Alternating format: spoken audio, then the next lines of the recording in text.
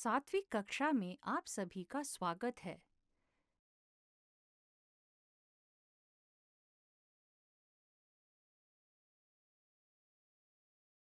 आप सभी का आज की कक्षा में स्वागत है।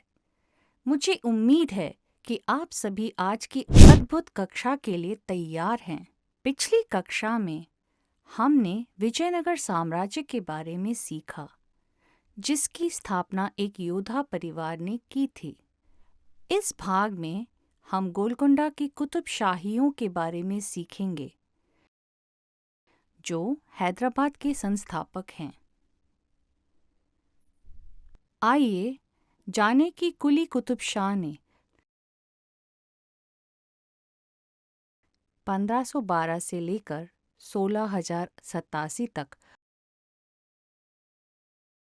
गोलकुंडा के कुतुबशाही वंश की स्थापना कैसे की। मुख्य विषय पर जाने से पहले आइए खोज शब्दों पर एक नज़र डालते हैं। कारवां, खतरनाक क्षेत्रों में लंबी यात्रा पर एक साथ यात्रा करना। वास्तुशिल्प, डिजाइन और निर्माण की कला और तकनीक। किसान, एक गरीब कृषि मजदूर जिसकी सामाजिक स्थिति कम है।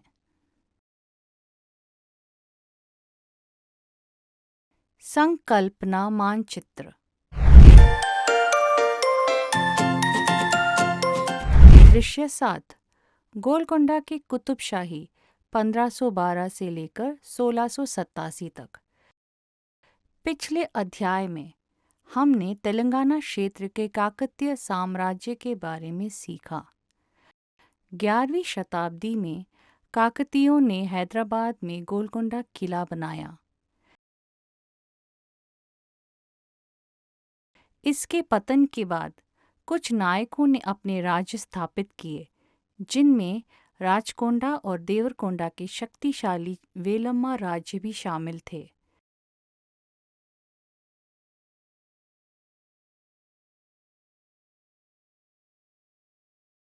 इन राज्यों ने विजयनगर के सम्राटों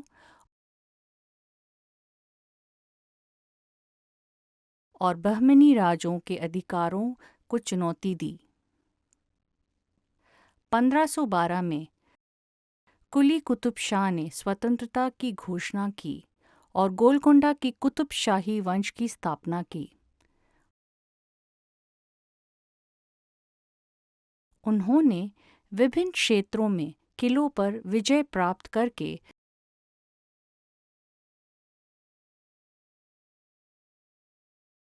अपने शासन का विस्तार किया।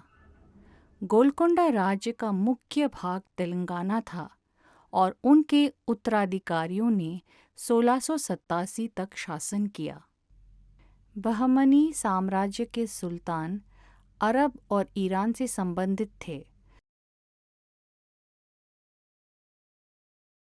सुल्तान इब्राहिम कुतुब शाह ने शासनकाल के दौरान उन्होंने तेलुगु साहित्य, ब्राह्मणों और मंदिरों का समर्थन किया और काकतीय राजाओं की तरह सिंचाई परियोजनाओं पर काम किया।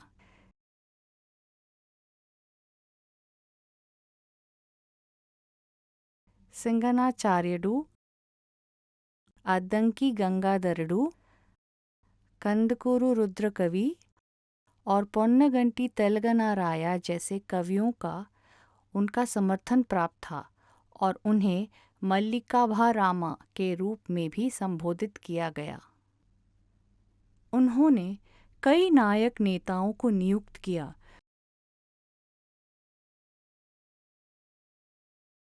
जो काकतीय योद्धा समर्थकों से वंश का दावा करते थे।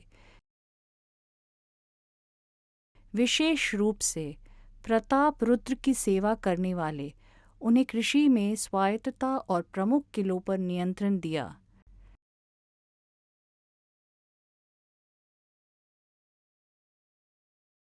कुतुबशाही नेताओं ने जल्द ही समझ लिया कि इस क्षेत्र में चीज़ कैसे काम करती है और तेलंगाना के मुख्य भाग में कृषि का विस्तार करने के लिए काकतीय सिंचाई प्रणाली का उपयोग करने का फैसला किया। उन्होंने इब्राहिम कुतुब शाह के शासन के तहत गोलकुंडा की राजधानी में 1562 में हुसैन सागर झील का निर्माण किया,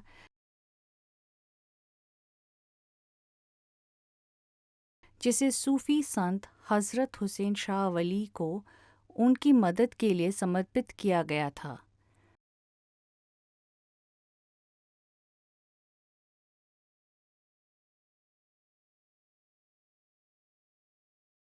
उन्होंने मुसी नदी को निरंतर पानी की आपूर्ति सुनिश्चित करने के लिए एक मानव निर्मित झील बनाई,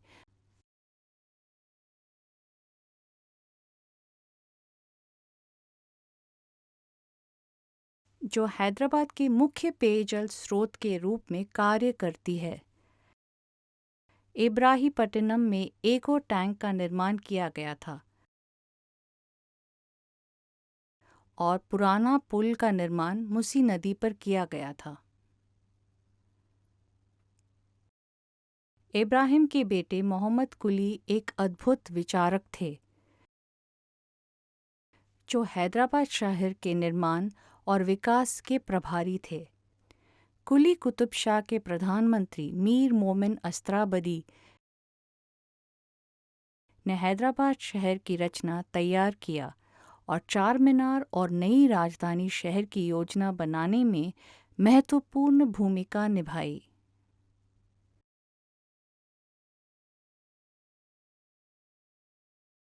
मोहम्मद कुली कुतुब शाह ने मक्का मस्जिद और जामा मस्जिद का निर्माण केंद्रीय मेहराब के लिए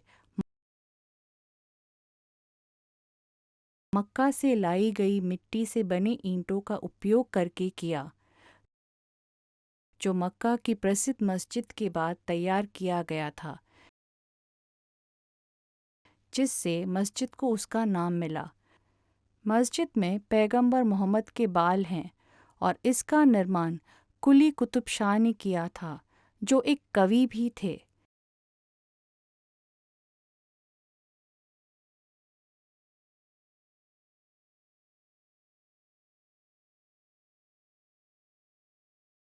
जिन्होंने हैदराबाद में प्रतिष्ठित चार मीनार का निर्माण किया, जिसने डेक्कन उर्दू के विकास में योगदान दिया।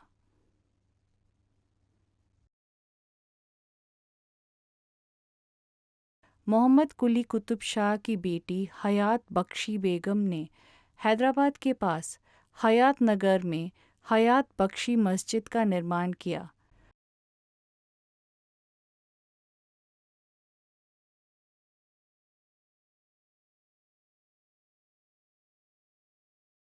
उन्हें माँ साहिबा के नाम से जाना जाता था और मसाब टैंक को माँ साहिबा टैंक के नाम से भी जाना जाता है।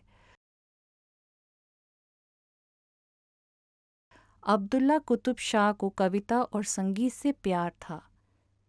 उन्होंने अपने दरबार में क्षेत्रय्या को आमंत्रित किया करते थे।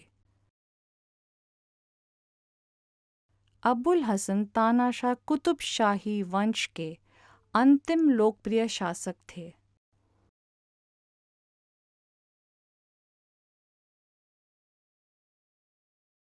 उन्होंने कंचरला गोपन्ना को पलवंचा तहसील का तहसीलदार नियुक्त किया।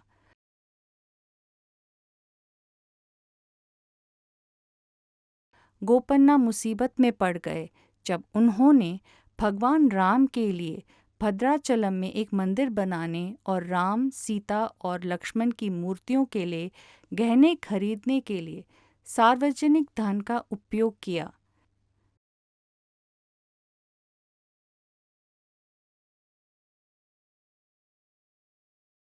तानी शाह ने गोपन्ना रामदास को सार्वजनिक धन का दुरुपयोग करने का दोषी पाया और उन्हें जेल में डाल दिया और उन्हें समझने के बाद रिहा कर दिया। कुतुब शाही युग के दौरान गोलकोंडा अपने हीरों के लिए प्रसिद्ध था और मछलीपट्टनम दक्षिण पूर्व एशिया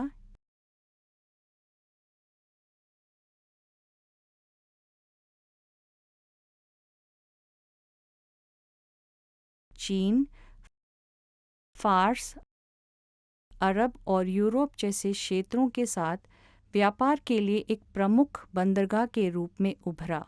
कारवां समुद्र तट से गोलकुंडा तक यात्रा करते थे, जो दुनिया भर से सामान, सोना और चांदी ले जाते थे। कुतुब शाही शासकों की कब्रें हैदराबाद में गोलकुंडा किले के पास इब्राहिम बाग में स्थित है।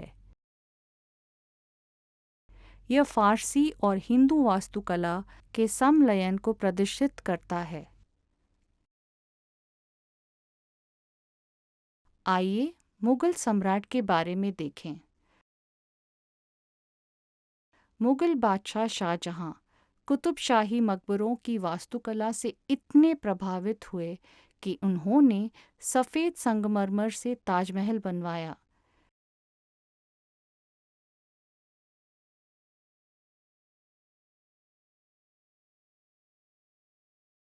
ये मकबरे जटिल तरीके से तराशी गई पत्थर की दीवारों वाली संरचनाएं हैं और उनके चारों ओर सुंदर बगीचे हैं। इब्राहिम कुतुब शाह के समय से ही मुगल इस समृद्ध राज्य पर कब्जा करना चाहते थे। उन्होंने आखिरकार ऐसा ही किया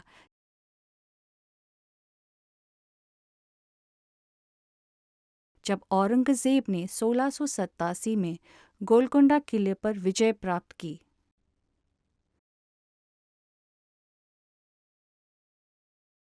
मुगलों ने कुतुब शाही की समावेशी नीति का पालन नहीं किया। उन्होंने स्थानीय लोगों को सत्ता के पदों से हटा दिया और बाहर से अधिक लोगों को लाया।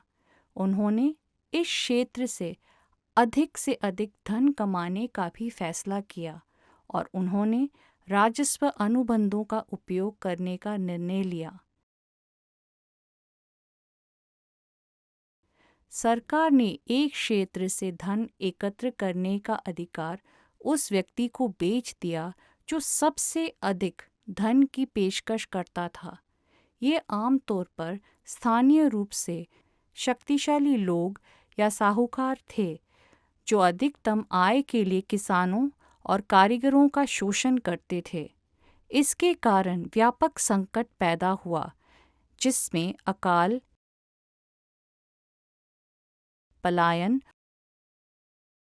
और जनसंख्या में कमी शामिल थी। निष्कर्ष: इस विषय से हमने गोलकुंडा के कुतुब शाही वंश के बारे में सीखा, जिन्होंने तेलुगु साहित्य, ब्राह्मणों, मंदिरों और सिंचाई परियोजनाओं का समर्थन किया। मीर मोमिन अस्त्रावदी, जो कुली कुतुब शाह के प्रधानमंत्री थे, उन्होंने हैदराबाद शहर का रूपरेखा तैयार किया। अबुल हसन तानाशाह कुतुब शाही वंश के अंतिम लोकप्रिय शासक थे। उनके बाद मुगलों ने इस समृद्ध कुतुब शाही साम्राज्य पर कब्जा करना चाहा।